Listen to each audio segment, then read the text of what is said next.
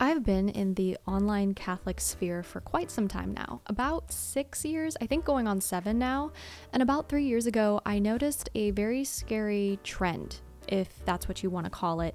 Basically, it became very normal, if not almost like a rite of passage for online Catholic men to bash Catholic women who were making content primarily for other women or just simply existing online. A lot of you guys know that I left X for my mental health, but also for my safety. I tried to make it as clear as possible to anyone who was viewing my content that my content was primarily for the girlies, and that if men were bothered by it, they could simply block me or ignore it, but I wasn't doing anything perverse, I wasn't doing anything sexual, I wasn't sinful in any way. I was simply existing and sharing the outfits I wore to mass every Sunday and my experiences as a Catholic woman and just my opinions, of course. But again, all very, very normal things. So when I began receiving threats, death threats, and was being posted all over the internet to be laughed at and ridiculed, I was genuinely shocked, especially because a majority of those doing this were Catholic men who my content was not targeted towards. Might I add, some of these men were very popular and had hundreds of thousands of followers, if not more. How embarrassing to go after a woman trying to share her femininity with other women online. But none of the bullying actually stopped once I left X, and then after speaking with a multitude of different Catholic women in the space, they have all experienced the exact same thing. And there is a difference between what people call an e-girl and those of us who are normal women just trying to express our womanhood online. I will admit, there is a major e-girl issue right now. It's completely blown up on Instagram especially. They're a psyop, but that is a whole video for a different time. They specifically post for the male gaze, and it's borderline ASMR pornographic and creepy in my opinion. Again, it's not like explicitly like that, but you can definitely pick up on those vibes. But again, that is a video for another time. Let me know if you guys want that video, because we just love creating drama here, apparently. However, it does seem as though a lot of men, even some women, struggle with differentiating between normal women like myself, the Joyful Catholic, Abby Lassou, Gemma in the Rough, and many, many others that I really can't think of at the moment, but they are out there.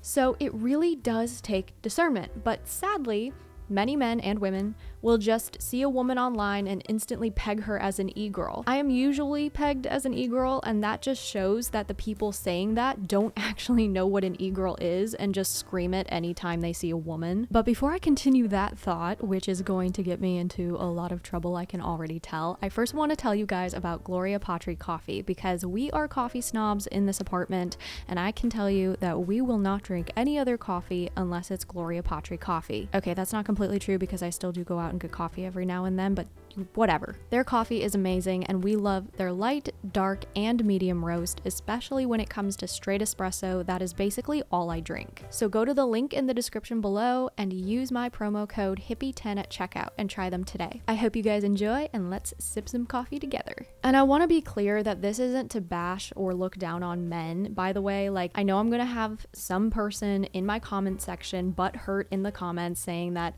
I'm coming after men, but I'm not. I'm sharing my personal experiences as a woman on the Catholic space online. And I'm not alone in these experiences, and that is why I'm talking about it. Not just for myself, but also for my other girlies who don't have a huge platform and are going through the exact same things. And I do think that part of the reason we're constantly being attacked by Catholic men online is because there is a lack of good male role models for the guys online. And a lot of the guys watch other men who are woman haters, to put it bluntly, I guess you could say. They think that women should shut up, sit down, and just make them a sandwich, and then they wonder why they're still single. The way that I have seen some men behave towards women in real life just proves this. Catholic men, might I add. I'm not saying that women aren't at fault in some areas, but this video isn't about them, so I can do a separate video if you guys want that. Just comment it down below. But men are meant to protect, care for, and provide for women, and I will have these boys in my comment section saying,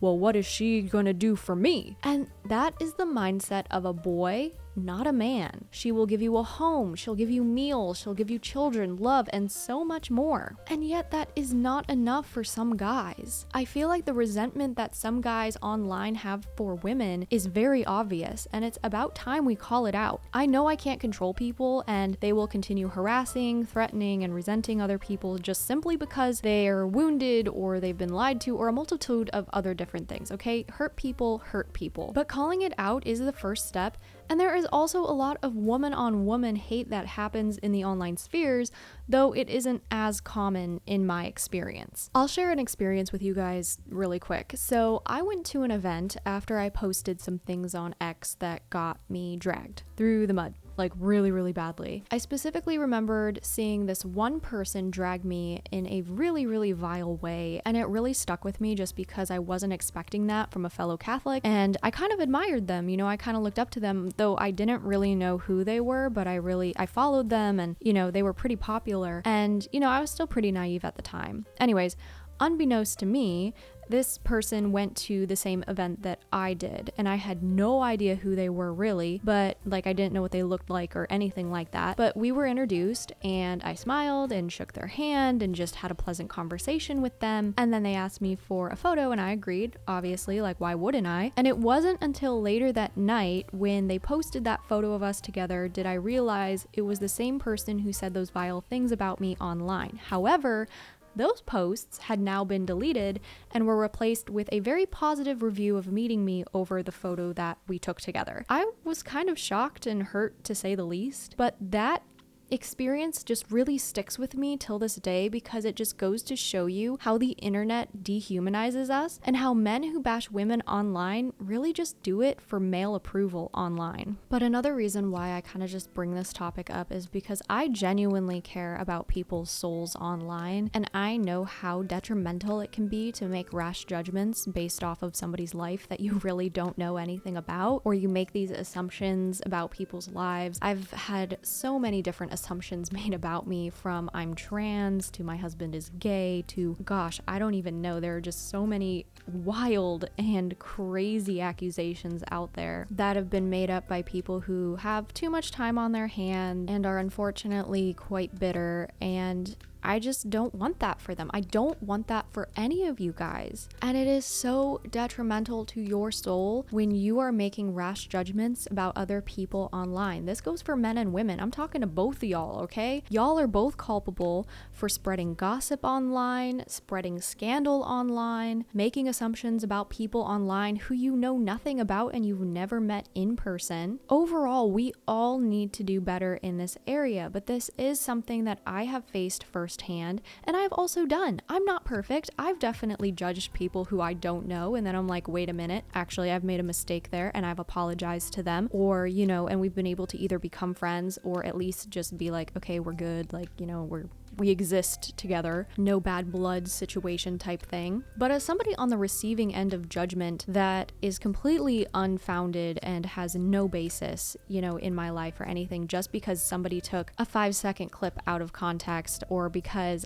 somebody read into something that I said, or because my photos were inverted because I forgot to switch the lens because I was taking a selfie, so people are saying I'm trying to hide my wedding ring. It's just ludicrous. It's really insane, and people just want to start drama and they just want to create problems, and it's just really sad because at the end of the day, none of that impacts my soul. None of it. If anything, it helps me grow in virtues of patience and charity and kindness, but for the people who are making those accusations, they are damaging their souls, and that makes me very, very sad. More sad than anything else. You guys can bash me, you guys can drag me through the mud all you want, but it's really at the end of the day what hurts me is the fact that you guys are damaging your souls, and I will not stand for that. And this is why it's so important to spend time offline. I hardly spend any time online. Despite the amount that I post, people are like, you're always posting, and it's like, yeah, because scheduled stuff exists and I can schedule all of my posts. If I was chronically online like some of these people are, I would go mad. I'd probably be just as bitter and just as upset at the world and angry, you know? And that is why it's so important to touch grass, have a personality outside of social media, to live, to have experiences, to go out into the world and see what life has to offer and all the beautiful things out there, and to be grateful for the beautiful life that God has given you and to not put your soul at risk for petty things on the internet. Because genuinely, I love you guys. Whether you guys hate me or not,